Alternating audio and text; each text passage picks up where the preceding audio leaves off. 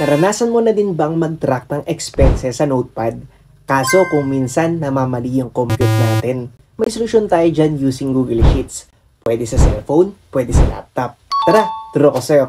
Akalam, ito na pala yung finished product natin na monthly expense monitoring for us to determine yung ating mga nagagastos per buwan. Ayan, may nilagay ako ditong personal information. Naglagay ako dyan ng name, work, income, tapos may drop down selection yung month.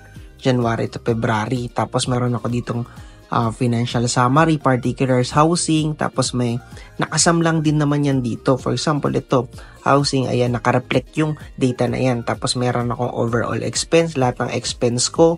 Tapos remaining budget. Yung remaining budget, naka-minus din naman yan doon sa ating income. Okay, tapos dito sa ating chart, nakamap lang din naman yan dito sa ating yung mga data sa baba. Okay, so parang meron kang mga chart dyan na graph. Okay. Tapos dito naman sa configuration is meron ako dyang month, January to December. Tapos category din. Yung month na yun, most likely dyan nakamap itong data validation na nilagay natin na drop down selection. Parang pagpipilian, pati itong nasa spending record natin yung month doon. Tapos yung category, yung house, transportation, food, health, and wellness, most likely nandito rin yan sa ating particulars o yung financial summary. Tapos nandito yung breakdown niya sa baba.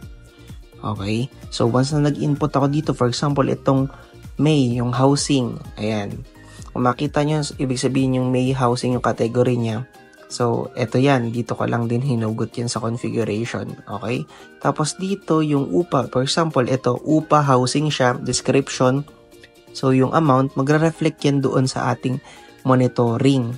Okay? Also, tong Shopee yan. 6,000, coffee, milk tea, and fries. Ayan, dito magre-reflect yan. Kung makita nyo, naka-January, naka-0. Kasi kailangan natin sa May. Kasi May natin, doon sa spending record natin, May yung mga nilagay natin. So, dito, ayan, makikita mo nag-reflect na yung upa, yung food, lahat ng mga expenses mo sa buong buwan. So, doon ka sa spending record maglalagay. Okay? So, month, tapos yung category. Siya nga pala, ito yung ating real-time na sa cellphone mismo, pwede ka mag-download or sa Play Store, sa App Store ng Google Sheets. Same. Ayun nga, sabi ko, real-time to na pwede mong ma-edit at ma-edit din yung nasa laptop mo or yung nasa computer mo. Try mo na din. Pay as you can ito. Kung gusto mo nang makuha kaagad yung template, bigay ko kaagad sa inyo. Diba? Basic lang. I hope nakatulong sa'yo yung technique na to. Like and follow for more Excel tip.